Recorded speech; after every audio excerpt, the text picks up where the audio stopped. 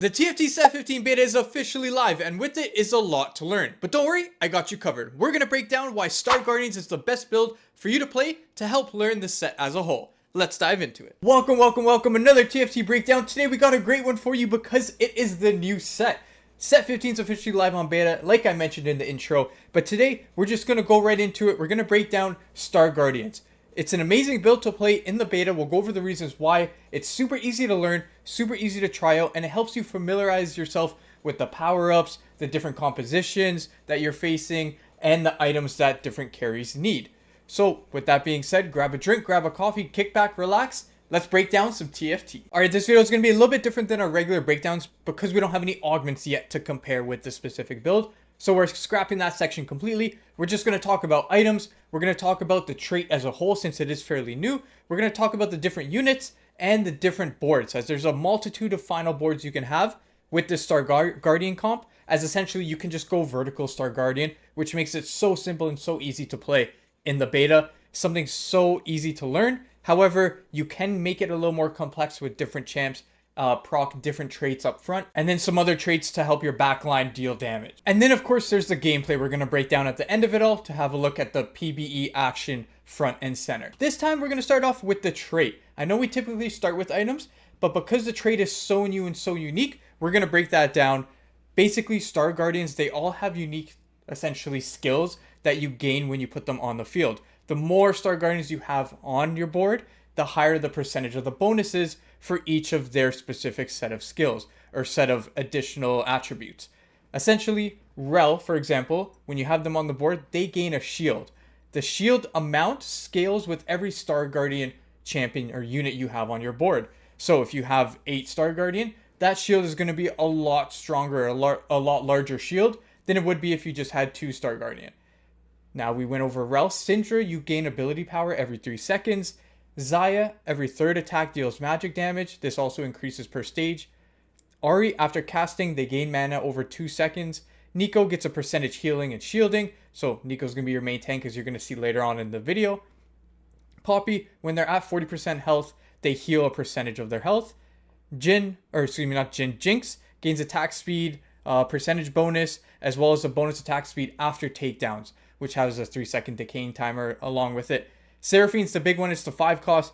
They gain AD, armor, MR, and health, and percent attack speed for crit and a crit multiplier. So they just kind of get stats across the board when they're on the board. And last but not least is the emblem itself. When you get an emblem and you put it on a holder, it increases the bonuses and all bonuses by 12%. Now, the reason why this trait is so good in PBE is that it essentially lets you learn the game. The reason for that is you're playing Star Guardians that don't necessarily have thresholds with respects to having to proc different traits, such as Battle Academia and stuff like that, where they have specific tiers. This is just a free-for-all. You need at least 2. Once you have that in there, you have the Star Guardian traits associated with the specific unit that you're playing. So it lets you essentially learn all those units. There's a lot of Star Guardians, helps you familiarize yourself with them, the different compositions they can go in with as well, based on their other traits, such as protectors, stuff like that up front. And at the same time, it's a really good comp right now in the beta. That might change by the time you're watching this video because they're going to have daily public beta updates. But it lets you essentially practice the different skills, item placements with the new role revamp situation going on while winning all the same. Because it does suck to try to learn this set when you're completely thrown in there, everything's brand new, and you just completely lose every game. It cuts your game time in half, gives you less experience than when you're winning. So you might as well just try to play a comp where you can win. And this way you can learn the other comps through others as well. I'm not saying just play Star Guardians. You can play whatever you want in the beta. Switch it up every time to get familiar with the different comps. But Star Guardian lets you last longer in the game because it is kind of strong. And it lets you scout other boards to see what other people are playing. Other comps that are also strong as well. And how they scale, what items people are putting on those comps. And it just kind of gives you more time in a relaxed sense to learn the set. So that's why I recommend this as your go-to beta composition. You'll see a lot of other people playing it because it is strong, but it allows you to slowly learn the set. If you have a chance to play it and jump right into it, go for it. It's a really fun build, and I think it's going to be a terror throughout the entire set when we go live on July 30th. So now we've gone over the trait and why you should play it. Let's jump into items and itemization of the different units. Okay, the item section is not going to be a very long one. The reason for that is everything is going to be fluctuating and changing throughout the beta with the different dev updates every single day, and then the different kind of item adjustments, unit adjustments, everything like that. So items will change throughout.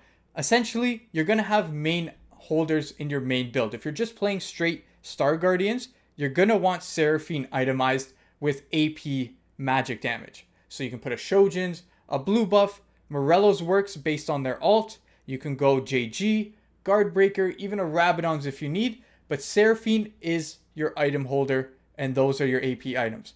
Early game, you can transition upwards to Seraphine holding those items because Seraphine is a 5 cost. You can start off, if you get Syndra early game, you just play Syndra. Syndra's the item holder with all those AP items, and then you slowly move it over to Ahri.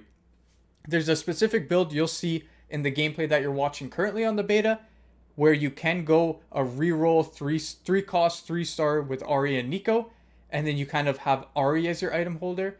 We'll go over that when we talk about the final boards, but essentially Ahri is your next step up in terms of the item holders after Syndra. So you can go Syndra, you can go Ahri, and then finally transition the items to Seraphine. By then you may have some extra items left over as well, where you can have maybe a burn item like Morello's on Seraphine versus you keep JG or Gunblade, stuff like that on Ahri. Now the great part about this build, like I mentioned, is there's an AD carry in the build as well, in Jinx. So this build just has everything for you. It lets you practice AD, AP, all in one build in the beta to help you learn that set to the best of your abilities. Jinx, like I mentioned, is the AD carry. So you could put stuff like Kraken Slayer, Last Whisperer, IE, Rageblade, any kind of AD items, even Deathblade. Just practice going through those standard AD dumps. What I'd recommend is if you're playing beta for the first time, or this is one of your newer set or one of your first sets, whether it's your second, third, and maybe your first beta, second beta, practice slamming items. That's the biggest thing when you go to live in terms of itemization and itemizing your characters, is knowing when to slam items, how to slam items, slamming items early, and then just using those items throughout the game. Star Guardian doesn't punish you for slamming those items, so practice slamming them early. If you have AP items, slam them. As I mentioned before, you can transition through those 3 characters: Syndra, Ahri, Seraphine. Same thing for Jinx. Slam those items. You can start it off with Xayah. I believe Xayah is an AD carry there. Yeah, you can throw it on Xayah. After Xayah, you can move it up to Jinx when you get a Jinx. But essentially, practice slamming those early items and see how much health you can maintain and save in the early game. It is luxurious when you're on the live servers in ranked slamming items. Being able to do that, it saves you a lot of health. So that's a great little tip to practice throughout the beta. Just slamming those, and this comp's perfect for it because it has those 2 dual carries should you need them. So Jinx was the second unit of items that we went through. Poppy is going to be the third. Poppy can be your main tank here, depending on the build you're playing. You can either go Poppy or you can go Nico. They both work well. Their items vary a little bit, as I believe Poppy is more of an attack tank there, whereas Nico is more AP based. So stuff like Crown Guard works a little better on Nico versus Poppy, but essentially standard tank items. You're going to want to go Poppy with Wormwogs, Declaw, Brambles, that kind of stuff. Nico, you can go Crown Guard, Spark, Gargoyles. Gargoyles works on both. And then other kind of tank items, Sunfires even, those kind of utility tank items. So what you can do is just slam your tank items on either of those. Whoever you get, it progresses. If you don't have a Poppy and you have a crap load of tank items, you can put a bunch on Rel as well, as Rel works good to hold those tank items. But that's basically essentially the items you can use, your standard tank items. Then you're going to want to do AD and AP. I'd recommend switching it up, trying a few things out, trying different item combinations out. You never know what's going to work. And when you get to live, it might be the best in the business and nobody knows about it, only you, because you've been trying those different combinations. So again, slam those items, AP on Seraphine, AD on Jinx, your tank is Nico and Poppy, and then early game you have Syndra, Ahri, and then Nico and Rel for your tanks, item holders as well. Let's move on to the next section here. This is my favorite section, and it's the final board, the actual composition itself. Here we're going to go over a few different variations of the build. There's a few floating around on the internet there with the different guides being made, but there's essentially unlimited possibilities with Star Guardians because of how easy the trait synergy works, with it being the singular units rather than intervals of 3, 6, 9, that kind of stuff. So let's break down the different final boards you can have in the beta, and they all work perfectly fine. Let's jump into it. Okay, we're talking final boards. So the easiest and simplest one to go is essentially 8 Star Guardian at level 8. What you can do here is if you hit all the Star Guardian units, you could just go all the Star Guardian units. That is the awesome part of this trait and build specifically. So you can go Rel in the front line, Nico in the front line, Poppy in the front line. You can also have Syndra, Xayah, Seraphine, Jinx, and Ahri. It's that simple when it comes to this specific composition. You just have all 8 Star Guardian units, and it's fairly strong. And like I mentioned with the items, you can itemize your AD, AP, and frontline all with their respective items. The cool part about Star Guardian there is have a look through my gameplay that I'm showing you right now on the screen. When you have a look at, I hover over the Star Guardian trait a lot because I am learning it myself as well in terms of this beta game when I was playing it. So it shows you how everything scales the more Star Guardian units you put in. At 5, there's a certain amount. At level 7, or at 7 Star Guardian, there's a certain amount. Same thing at 8.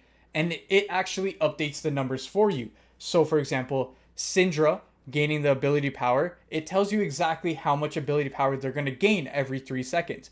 The cool thing about this unique teamwork bonus is that it's granted to all Star Guardians. So everybody's going to get all those traits. So when it really comes to it, when you're not going all the Star Guardian units, you have to decide which ones are most important to have on your board, not just for what they perform on the board, such as a tank, AD carry, AP carry, but how their specific trait performs for all your other Star Guardian team members. For example, if you have Ahri as your carry, you're going to want a lot of ability power. You may want the Xayah magic damage on attack bonus, or even the Nico up front to provide healing and shielding in case Ahri gets hit with some stray bullets from a different backline enemy carry. Same thing with Jinx. You're going to want Jinx on there because they provide attack speed. This in turn lets Ahri attack faster, providing more mana for them to keep casting over and over and over again. And with certain power-ups, that's going to be insane. We'll touch power-ups a bit later because there's a unique situation with the beta that allow you to maximize your knowledge with power-ups, and we'll get to that. So to kind of round out this board, it's essentially just Star Guardians. Toss in all 8, 7 even with a different kind of unit up there if you don't want to go the full 8, or you can't find a Seraphine late game, and you just go from there. You let the traits develop, get those bonuses out to all Star Guardians, and kind of do the work themselves. Okay, so the second board we're going to talk about is fairly similar to the first one, just with a quick variation on how you play it. So it's the same thing. You can go 7 Star Guardian. Chances are you're not seeing that Seraphine anyway, as it's a 5 cost, so don't worry too much about that. But you go the same 7 Star Guardian units, and with them, you add at level 8 in Swain. Swain provides Sorcerer and Bastion.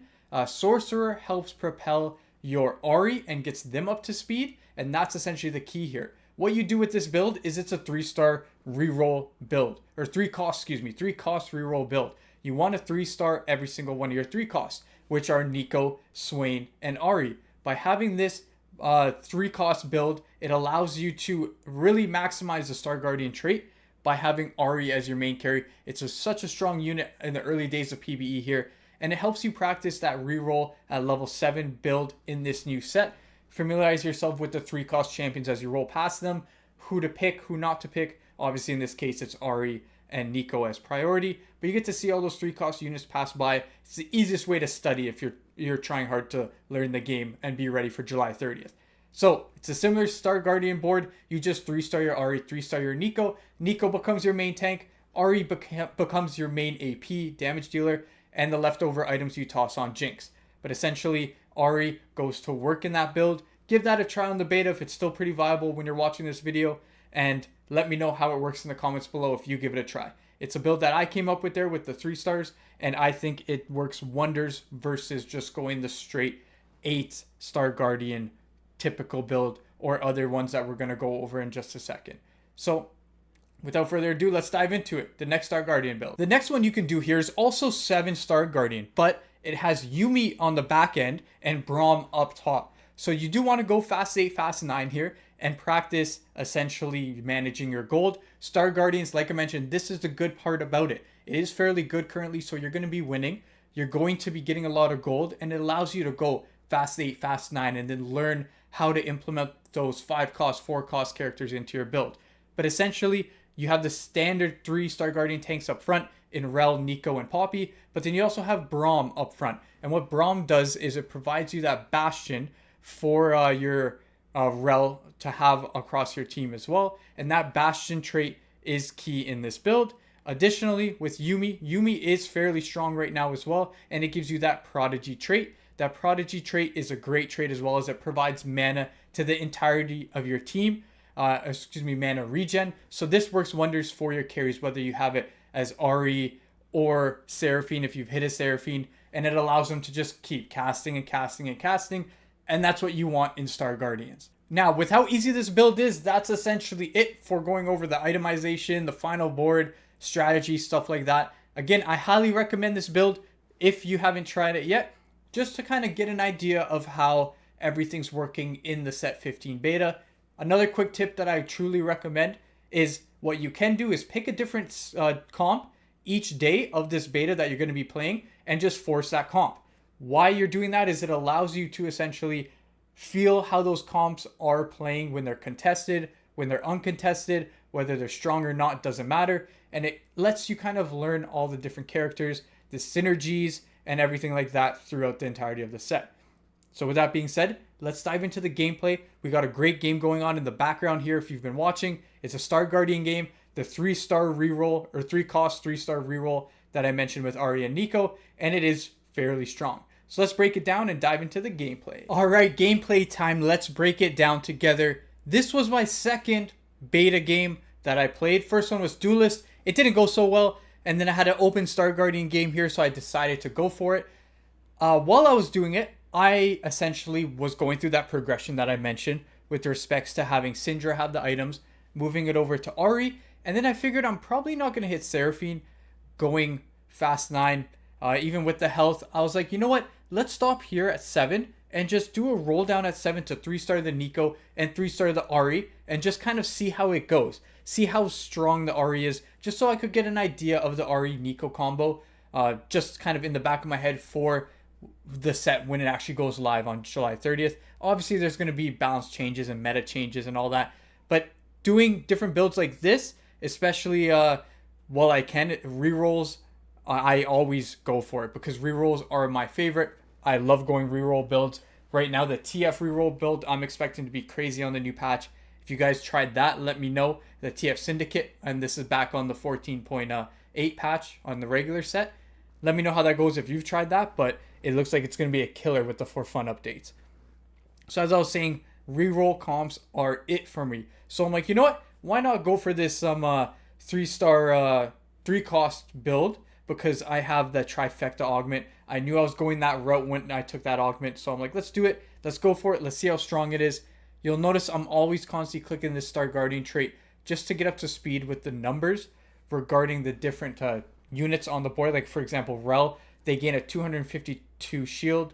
I was like, okay, is this specifically for Rel or do the other ones taper off? But it does mention that Star Guardians, everybody gets those bonuses. So you'll see on the round start, you'll notice that every single unit gets that 252 Rel shield. So I think it's going to start right now.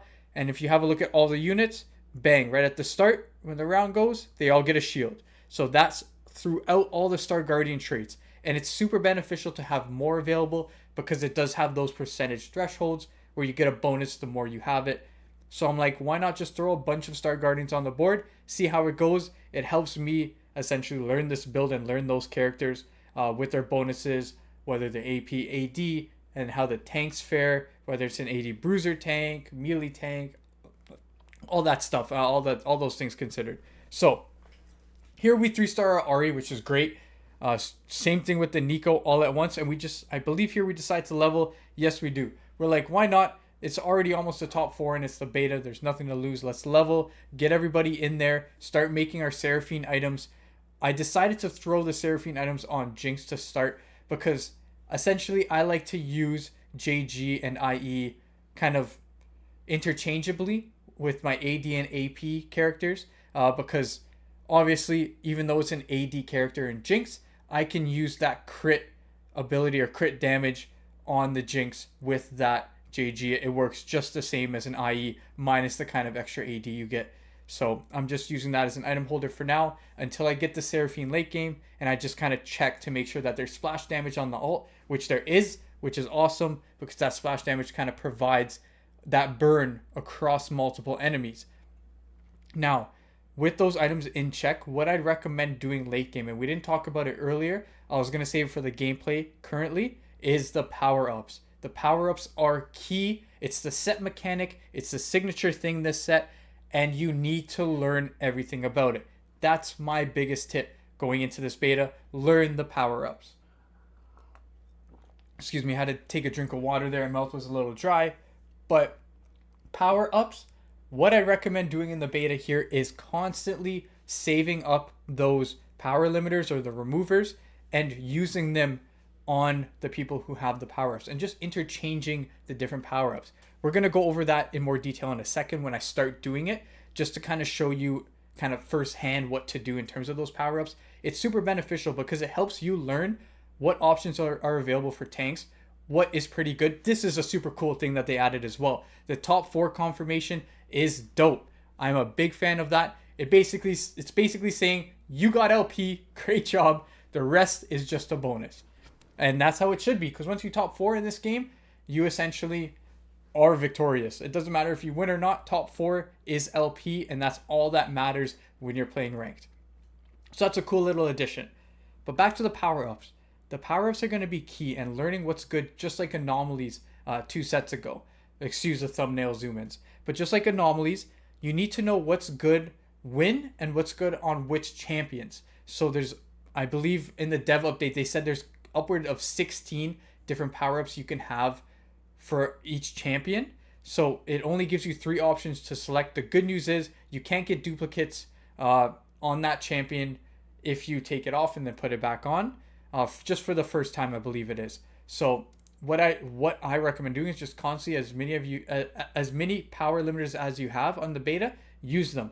Don't end a game with them on your bench. The reason for that is you get to learn what works each round in, round out on your tanks, on your carries. This game, I do it on my Nico, and we kind of do it on the tank to see the ones that are available to Nico as a 3-star. I think I start doing it this round. Let me see if that's correct, but you saw in Carousel there, I was a little cheeky, probably too cheeky for the beta. I knew I was facing 2 Juggernaut players, so I grabbed the emblem, even though I had no need for it. Probably completely, totally unnecessary in the beta, but you know, old habits die hard. So yeah, we use the limiter here, and we switch the actual power-up on Nico. So here I think we go unstoppable. This is where you gain health, and then you charge and stun a unit. So as you can see, I went and I stunned the Vi there. It does proc again, I find, once that unit dies. So unfortunately, right now, the power-up is completely useless. It is until, if you see that rush there again, it worked when the Vi lost contact. So it wasn't when we killed the Vi, but when the Vi lost contact with our Nico. That's when they rushed to the next person and knocked them up. I didn't find it overly strong in this small sample size. Again, this is the first time trying it, but it's just something that I'm mentally noting. I will try again just to see how it fares on a different tank. But I do believe here I'm deciding between that Yuumi build I mentioned earlier in the video. I just got rid of Yuumi and figured I'd stay the Star Guardian Sorcerer flex. I think I use the power limiter this time. I hope I do, because if not, I'm going against my own advice here, and I think I went against my own advice. I was too busy reading the Star Guardian stats and having a look at what each of them did. So here, that person surrendered. I totally blanked and thought it was the end of the video because the other guy, spoiler alert, surrenders as well. When you're facing Star Guardian in the first day of the beta, it is extremely strong. So this gives us a couple more rounds to use those power limiters. That would have been unfortunate if we had those on our bench to end the game. I am, as you can see here, taking a look at the Ahri one to see if I want to switch out the Ahri power up. However, the Shred and the Sunder I get from that power up is just too valuable, in my opinion, to get rid of, especially in this kind of beta round. And here I just go for the roll down. I try to hit 3-star Swain, which I believe I do, as well as a 2-star Jinx. And then I'm just looking for that Seraphine, as I want to put that Seraphine in because I want to try it out. I haven't played it yet. It's my first time on the beta, and I do believe I eventually hit that Seraphine. I toss it in instead of the Xayah. Obviously, I look at the Star Guardian stats again before doing that, but that doesn't matter too much. I don't know how well the Seraphine stat bonus works for the team as a whole. The crit, I believe, is really good, but I'll have to do kind of more testing on that in game with the Star Guardians to see how beneficial it truly is for everybody across the board. But nonetheless, I make the switch there. I transferred the items between Jinx and Seraphine. You'll see for the remainder of the rounds. I think we go a couple of rounds of me beating this guy before he eventually surrenders. But again, I'm forgetting that power limiter. Big mistake, something that you shouldn't be doing in these beta games because you need to learn those power-ups. Ahri though, Ahri's just cooking with blue buff, gunblade, and then the adaptive helm. Reason for that is the augment. You typically wouldn't have that adaptive helm on the Ahri. Maybe a different item like Archangels. I heard it's really, really good this beta set currently. I'm going to have to test it out more myself. But essentially, with this game here, it was pretty much over with 7-star Guardian. The different kind of combination of the stats is just too much, it feels like. Unless somebody 3 stars a 4 cost, there's no way you're losing. And as you see here, I took blue buff and switched the items over to Seraphine just to see how much damage Seraphine did in comparison to Jinx. Jinx did 11k there, so 1-star Seraphine I want to see with 3 items instead of the Jinx having 2, how well they would do. I believe I remember the power up change here. I have a look at the... No, I don't. I try it one more time. So let's have a quick look at that. Same thing, I knock up 2 enemies. It's like a half-second stun, it feels like, so it's not even worth it, and you only get 400 health. So I think personally that specific power-up Unstoppable Force may not be a strong one. Again, we're going to have to try it a few more times. But there are different variations of power-ups for Nico specifically that worked, I felt, a little bit better in this build. And we'll get to that right after this round when I finally remember to use one of those power-up removers. Again, we beat this guy as per usual. I think, do we save our gold? Yeah, we do. And we switched the items back to Jinx because Jinx was doing a lot more damage than the Seraphine. And I'm making the decision between 3 items or 2. I stayed on 2 with Jinx. And we finally used this remover. Thank you. And now, there's a couple options here. I believe I go with the Tankzilla just to see with the Warmogs that 20% max health and growing larger seemed a lot stronger when I was putting it on. So let's see how it fares in the match. I feel like it was pretty good, especially against this tanky Juggernaut team. We fared pretty well with Star Guardian, so it is a strong build. There probably will be nerfs to come for this build specifically, but again, there's still 15 or so days, I think it is, of this beta, so there's going to be constant changes. There's going to be different synergies that are a lot better than others. In this specific scenario right now, when I'm posting this video, Star Guardian is a top tier build. So give that a try when you're doing your beta games. Again, play around with the power-ups, play around with the items, play around with the different synergies along with Star Guardian, like Protectors, Bastion, Sorcerer, Prodigy, that kind of stuff, and just see how they all flow together. And the point of the beta is to learn. The devs are learning and fixing everything. We might as well learn and fix the way we play as well with those traits and synergies. So essentially, I end up, I believe, winning here, and then the guy surrenders. So I'll just let you guys enjoy the last little bit of this gameplay as I get my thumbnail zoom-ins. But stay tuned for everything Set 15 related. I got a lot more breakdowns coming when the patch actually goes live, or the set goes live on July 30th. I'll be breaking down all the top metacomps as per usual, like I did last set. So make sure you subscribe for more if you made it this far. It definitely helps me. It'll help you in the long run. And like the video as well. I'll catch you guys on the next one. Hope you guys enjoyed this and enjoy the beta. The beta is for fun. So let's all have a good time with this new set. The devs, it looks like, worked hard and it looks great. So we might as well enjoy it. I'll catch you guys on the next one. Good luck on the grind.